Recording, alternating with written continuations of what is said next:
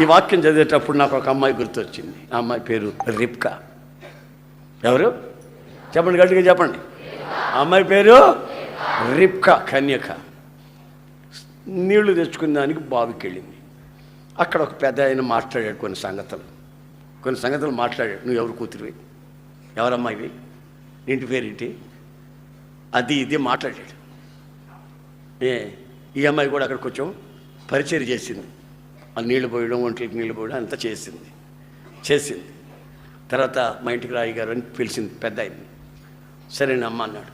ఈ అమ్మాయి ఏం చేసిందో తెలుసా, బైబిల్లో ఆ అమ్మాయి గుర్తొచ్చిన వెంటనే నాకు స్ట్రైక్ అయింది. అట్లాగే అందరూ ఆడపిల్లలు పెళ్ళిళ్ళు కాకముందు ఈ విధంగా ఉంటే ఎంత బాగుండేది అనిపించింది.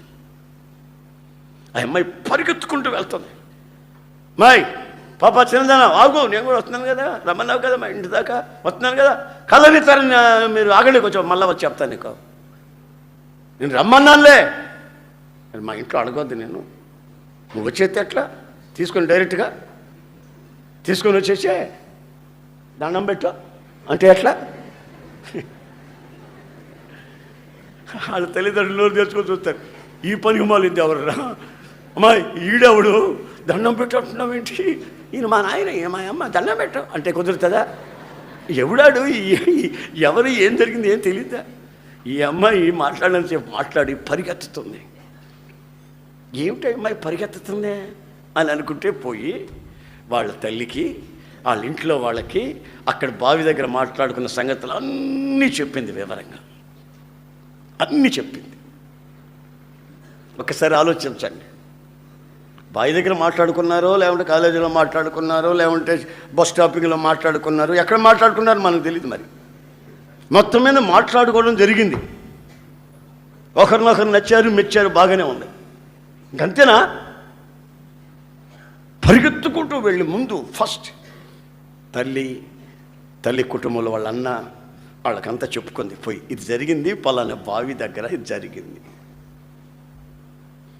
ఎక్కడున్నాడు అతను? అదిగో బావి దగ్గరే ఉండమన్నా, నేను ఇంటికి రావద్దన్నా, అక్కడే ఉండండి, మా వాళ్ళని పంపిస్తాను అన్నా. అప్పుడు లాభాన్ని వెళ్ళాడు, విషయాలన్నీ మాట్లాడుకున్నాడు. ఆశీర్వదించబడిన వాడ ఇంటికి రమ్మన్నాడు. ఈ రోజున ఒక్కసారి ఆలోచించండి, అమ్మా నీకు పెళ్లి చేస్తున్నావు, నాకా పెళ్ళి, అప్పుడు ఏం వాసన వచ్చింది, నువ్వు చేసుకో. విషయాన్ని ఏం మాటలు నాకు అర్థం కాదు. ఎరా నీకు పెళ్లి చేస్తున్నారా, ఉద్యోగం రావద్దా, నాకేం మీరు దండకు తిండి పెడుతున్నారు, మళ్ళీ ఇంకో దాన్ని తీసుకొచ్చి పెళ్లి చేస్తారా, ఉద్యోగం రాని అంటుంటాడు. నా ప్రియమైన సహోదరులారా, నా బిడ్డలకు చెప్పుకున్నట్టు చెప్పుకుంటున్నాను, నా కన్న బిడ్డలకు చెప్పుకున్నట్టుగా, ఈ లోకంలో మీరు చూస్తున్నవేవి శాశ్వతం కాదు. కాస్త నిబ్బరమైన మనస్సు కలిగి, మనస్సులో ఉన్నది ఉన్నట్టు తల్లిదండ్రులకు చెప్పుకొని, పెద్దలకి చెప్పుకొని, నీ జీవిత సమస్యకి ఒక జవాబు నువ్వు పొందాలి. పరిగెత్తుకుంటూ పోయి రిబ్కా, ఆమేన్, ప్రైజ్ ది లార్డ్, పరిగెత్తుకుంటూ వెళ్ళి చెప్పింది. తన జీవితాన్ని ఒకసారి నేను ఆలోచించి చూశాను.